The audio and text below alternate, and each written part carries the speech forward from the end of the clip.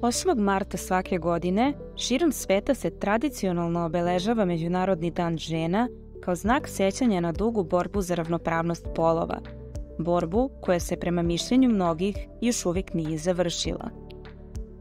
Ovim praznikom slave se dostignuća žena u socijalnoj, ekonomskoj i političkoj sferi, zbog čega im se simbolično daruju pokloni, cveće i naravno pažnja.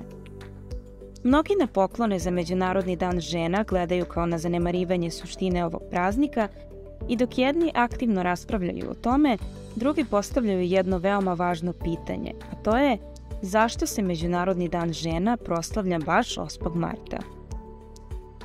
Koreni ovog praznika sežu do davne 1909. godine, kada je položaj žena bio daleko od zavidnog. Žene su radile dugo za malo novca, a istovremeno su bile uskraćene za pravo glasa, pravo na imovinu i pravo na obrazovanje. Žena je praktično bila vlasništvo muškarca, što između ostalog znači da nije imala ni pravo da zatraži razvod, čak i u slučaju preljube od strane njenog muža.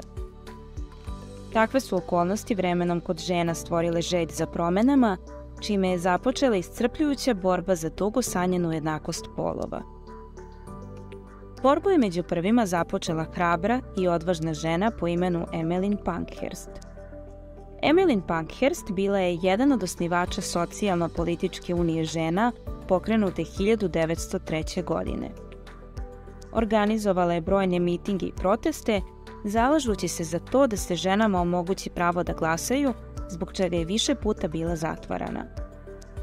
Protesti koje je Emmeline povela nastavili su se u budućnosti, pri čemu je mnogo žena bilo hapšeno, zatvarano i ubijeno.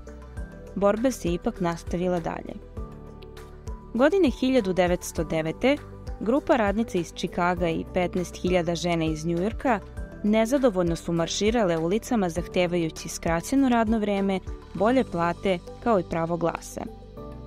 Jedan od glavnih zahteva žena, ali i muškaraca koji su podržavali njihov protest, bio je da se ženama omogući pravo da glasaju na izborima, pravo koje je do tada bilo rezervisano samo za muškarce. Prva zemlja u Evropi u kojoj su žene dobile pravo glasa bila je Finska i to 1906. godine, nakon čega su taj trend ispratile i Nemačka, Danska, Kanada i druge. U Jugoslaviji su žene pravo da glasaju dobile tek 1945. godine. Dan žena je kao praznik ustanovljen 8. marta 1910. godine na drugoj međunarodnoj konferenciji žena u Kopenhagenu i to na inicijativu Klare Zetkin. Konferenciji je tada prisustvovalo više od 100 žena iz oko 17 različitih zemalja. Ko je bila Klara Zetkin? Klara Zetkin je bila jedna u nizu hrabrih i smelih žena koje su promenile tok istorije. Kao liderka ženskog radničkog pokreta, zalagala se za prava žena i radnica, želeći da što više doprinese poboljšanju položaja koje su žene tada zauzimale u društvu. Zahvaljujući njoj, 1914. godine je 8. mart prihvaćen kao zvaničan datum Dana žena, dok je Generalna skupština Ujedinjenih nacija 1977. godine 8. mart konačno proglasila Danom ženskih prava i međunarodnog mira. Međunarodni dan žena prvi put je obeležen 1911. godine i to u 4 zemlje. U Austriji, Nemačkoj, Danskoj i Švajcarskoj, dok je u Srbiji po prvi put proslavljen 1914.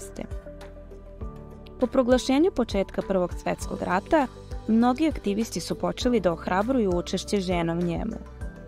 Ta teška vremena za rezultat su imala međusobnu podršku muškaraca i žena, što je izmenilo stavove kod mnogih koji su se protivili tome da žene dobiju veći stepen slobode od onog koji su do tada imale. Žene su sada imale priliku da rade mnoge poslove koji su se do tada smatrali pretežno muškim, kao što su poslovi mehaničara i vozača. Kako ravnopravnost polova izgleda danas? Pored pokušaja da se obezbedi ravnopravnost polova u svim sferama života, sama ideja obeležavanja ovog praznika podrazumeva i borbu protiv diskriminisanja žena koje je još uvek primetno. Iako su žene uspele da se probiju na važne pozicije i da postanu liderke u mnogim oblastima, još uvek postoji izvestan stepen netrpeljivosti prema njima. Plate su i dalje nejednake, pa će tako muškarac i žena za isti posao često primati različite nadoknade. Ni mediji ne daju oduška ženama, pa se tako one neretko prikazuju ili kao seksualni objekti ili stereotipno kao majke i domaćice, što ugrožava dosadašnji uložen napor. Ipak, to nije jedini problem danas.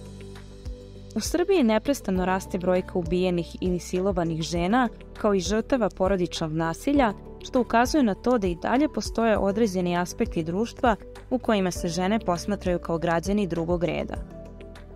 Šta možemo da uradimo?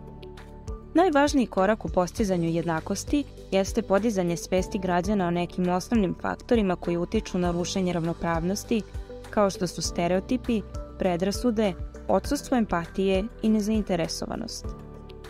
8. marta se širom sveta organizuju različite edukativne radionice koje ukazuju na značaj postizanja ravnopravnosti oba pola. Jedan od glavnih ciljeva proslavljanja ovog praznika, iza kog stoji duga istorija ulaganja i zalaganja, jeste otklanjanje barijera koje postoje među muškarcima i ženama u cilju stvaranja što pozitivnijeg okruženja za svakoga od nas.